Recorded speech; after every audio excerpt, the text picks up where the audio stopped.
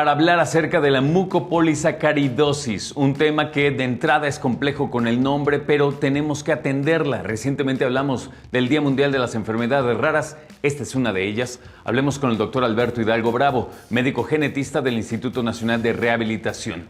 Doctor Hidalgo, ¿cómo estás? Antes que nada, bienvenido. Hola, ¿qué tal? Buenos días a todos.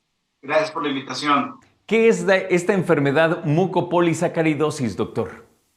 Bueno, estas pertenecen a un grupo de enfermedades que les llamamos enfermedades por depósito lisosomal. Voy a tratar de explicar. A ver. El lisosoma es como una planta de reciclaje dentro de la célula.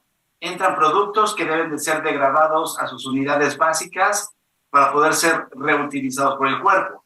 Cuando la maquinaria necesaria para esta degradación de los productos grandes a sus unidades básicas no funciona adecuadamente o funciona parcialmente, entonces estos sustratos se empiezan a acumular y por un lado van a entorpecer otras funciones dentro del lisosoma y por otro lado, por un espacio físico también dentro de la célula, van a empezar a entorpecer otras funciones de otros organelos celulares.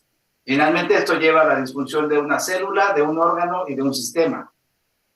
Qué importante. A ver, si entiendo bien, la célula tiene lisosoma. El lisosoma recicla y degrada. Obviamente llega un momento que no funciona, entorpece todo y entonces obviamente no solo la célula, sino incluso obviamente el órgano dentro, el órgano que contiene esas células empieza a venirse para abajo, ¿correcto? Exacto, y como tenemos lisosomas en todas y cada una de nuestras células, pues entonces estas enfermedades pueden manifestarse prácticamente en cualquier tejido, es decir, en cualquier órgano. Déjame preguntarte algo raro, pero cuando los lisosomas de las células no funcionan, ¿quiere decir que no funciona en ni una sola célula del cuerpo? Ojo, los lisosomas tienen múltiples componentes. Conocemos aproximadamente 70 enfermedades por depósito lisosomal. Entonces, si falla uno en particular, va a haber el acúmulo de un sustrato en especial, es decir, de un producto.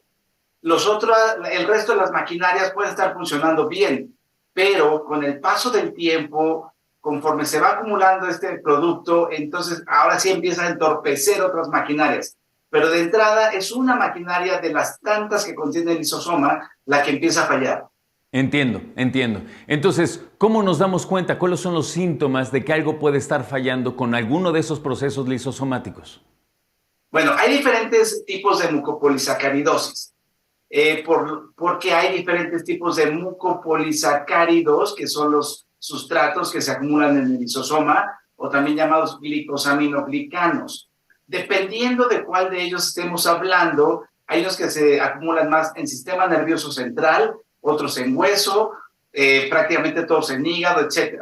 Entonces, al nacimiento puede ser que haya síntomas muy sutiles o apenas visibles, o síntomas que no son del todo tan infrecuentes en un recién nacido. Por ejemplo, una hernia umbilical.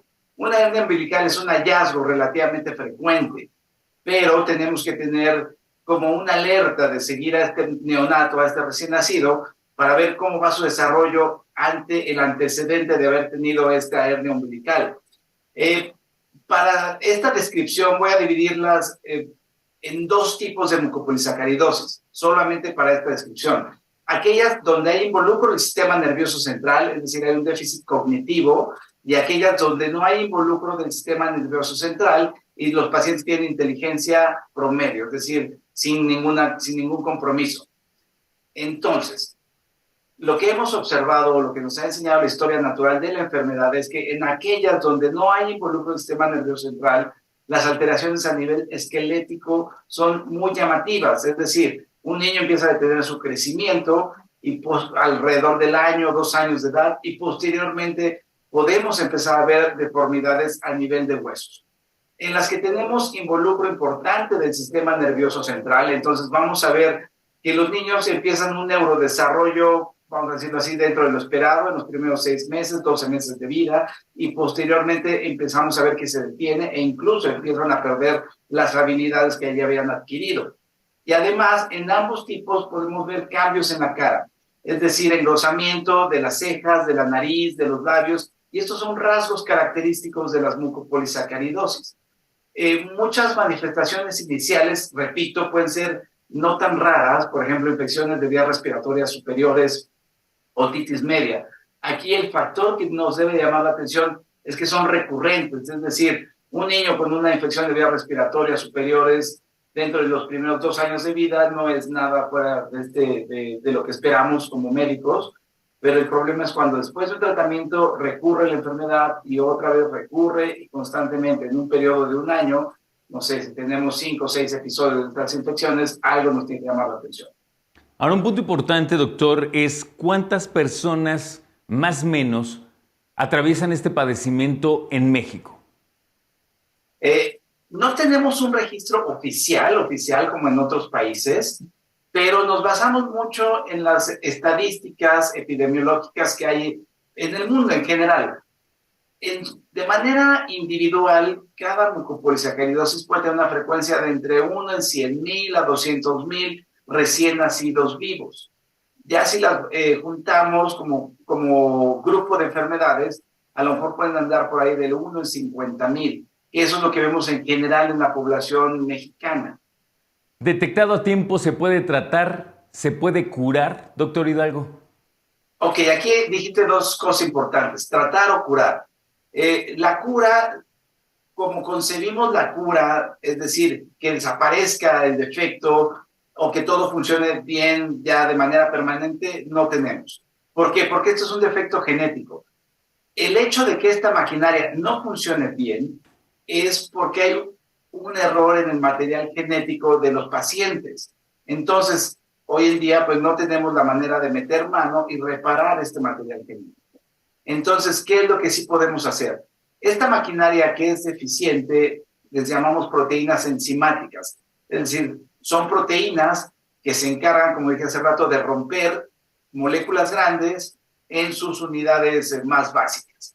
Entonces, lo que sí podemos hacer es hacer este tratamiento de reemplazo enzimático o una terapia de reemplazo enzimático. Administrar de manera externa la enzima que hace falta para que estos elementos grandes o estas moléculas grandes puedan ser procesadas dentro del lisosoma y entonces otra vez la maquinaria empieza a funcionar con ayuda de este reemplazo.